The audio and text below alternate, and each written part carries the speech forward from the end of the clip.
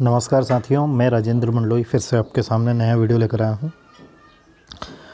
आज का हमारा जो टॉपिक है, ये टॉपिक है India through a travellers eyes, chapter number 18, class 12 English MP board. पिछला वीडियो यदि आपने नहीं देखा है तो उस वीडियो को देखने के लिए आप प्लेलिस्ट में ज़रूर चेक करें। और अभी तक हमने जितने भी वीडियोस कंप्लीट किए हैं वो वीडियो यदि आपने नहीं देखे हैं तो उन वीडियोस को देखने के लिए आप प्लेलिस्ट में ज़रूर विज़िट करें। साथ ही उम्मीद करूंगा कि आप आपके फ्रेंड्स, रिलेटिव, क्लासमेट्स के पास हमारे इन वीडियोस को शेयर ज़रूर करेंगे। क्लास 12 इंग्लिश का लास्ट चैप्टर हम कंप्लीट कर रहे हैं। इसका पिछला वीडियो मैं कंप्लीट कर चुका हूं, है ना। वो वीडियो आप ज़रूर देखना, है ना। तो आप आ जाइए पेज नंबर 173 पर लास्ट में। यहाँ से हम इसकी स्टार्टिंग करते हैं। The devotion given nationally to Gandhi and finally even internationally is well known. Mahatma Gandhi का जो डेवोशन था उसको सिर्फ भारत में ही नहीं अंतर्राष्ट्रीय स्तर पर भी माना जाता है और सभी जानते भी हैं।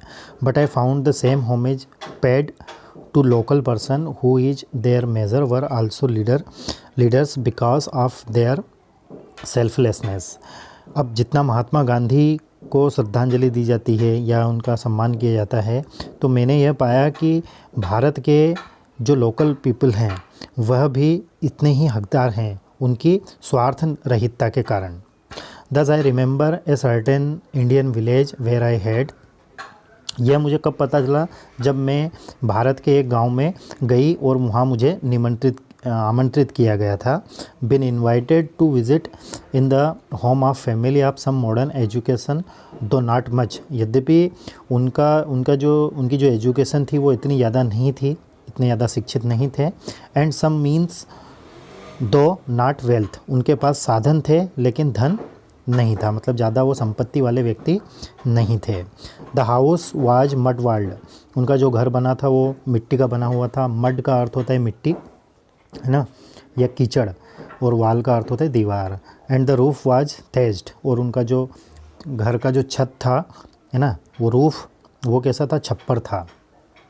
इनसाइड वर सेवरल रूम्स, अंदर काफ़ी कमरे थे। However the floor smooth and polished with the usual mixture of cow dung and water. यहाँ पर एक वर्ड आया है DUNG, इसका अर्थ होता है गोबर। क्या अर्थ होता है? गोबर। और जो घर का जो फर्श था, जो दीवारें थी, वो गाय भैंस का जो गोबर होता है उससे पुती हुई थी।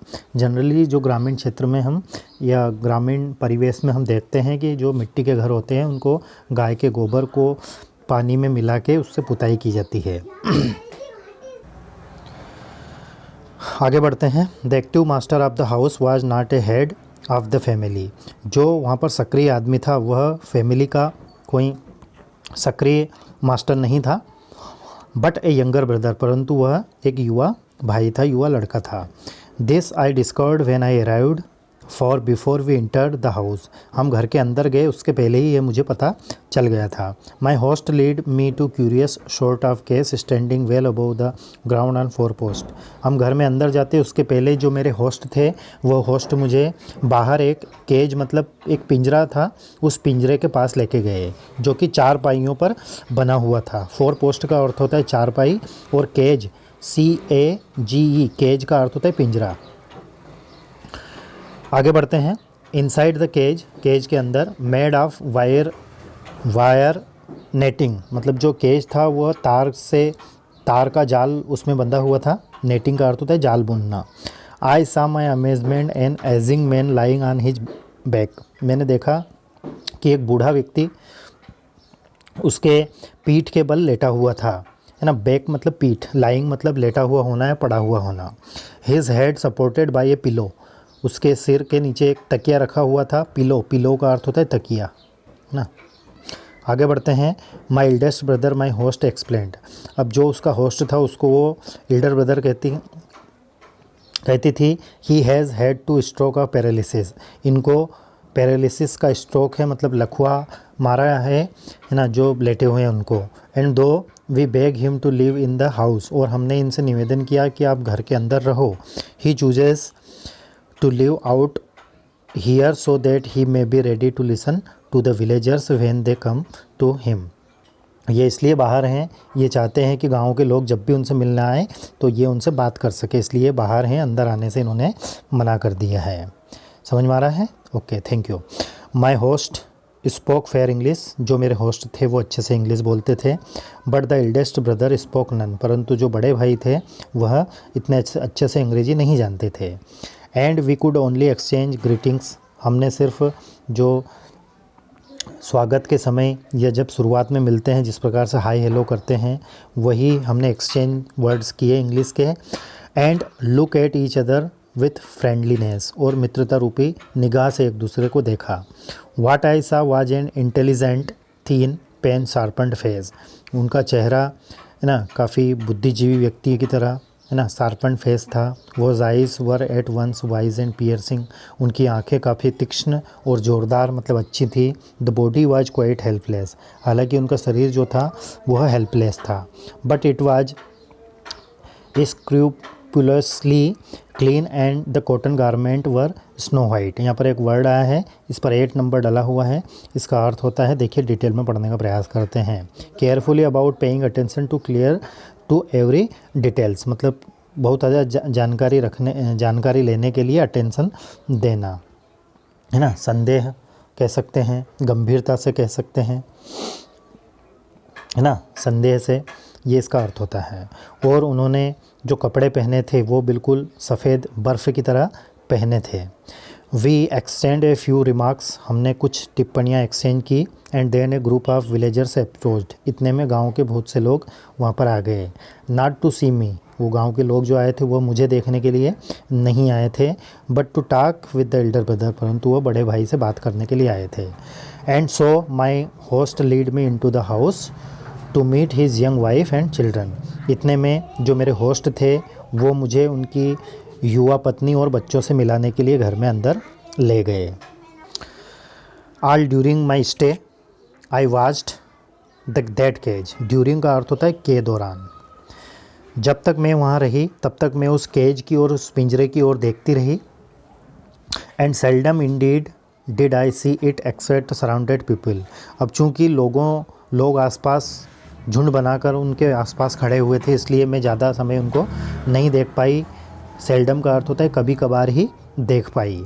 And never as long as daylight lasted, और दिन भर जब तक दिन रहा, without at least one man squatting on the ground, और पूरे दिन भर एक बार भी ऐसा नहीं हुआ कि एक आध व्यक्ति भी वहाँ पर नहीं बैठा हो उनके पास। क्वेटिंग का अर्थ होता है बैठना, ग्राउंड पर, ज़मीन पर। Talking earnestly and then listening, है ना, गंभीरता से उनकी बातों को सुन रहे थे। माई होस्ट सेड, इतने में मेरे जो होस्ट थे उन्होंने कहा, क्या कहा, my brother has always been our wise man, मेरे बड़े भैया हमेशा से ही हमारे लिए काफ़ी बुद्धिजीवी का उन्होंने काम किया।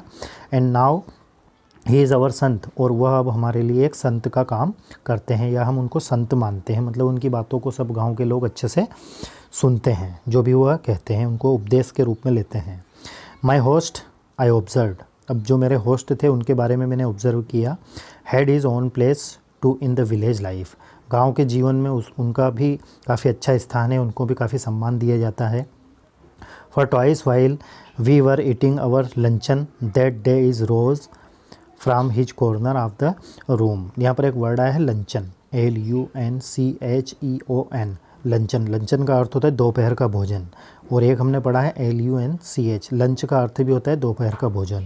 तो यहाँ पर दोनों में क्या डिफरेंस है ये आप मुझे कमेंट्स करके बताएंगे। क्वेश्चन क्या है, what is the difference between lunch and luncheon, ये आप मुझे कमेंट्स करके बताएंगे, ठीक है। ये आपके लिए होमवर्क है। तो दोपहर के भोजन का समय हो गया था। And went out to answer a shout, इतने में हम मतलब दोपहर के भोजन के लिए बैठने ही वाले थे, इतने में बाहर से कोई आवाज़ आती है और उस आवाज़ का उत्तर देने के लिए वो बाहर चले गए।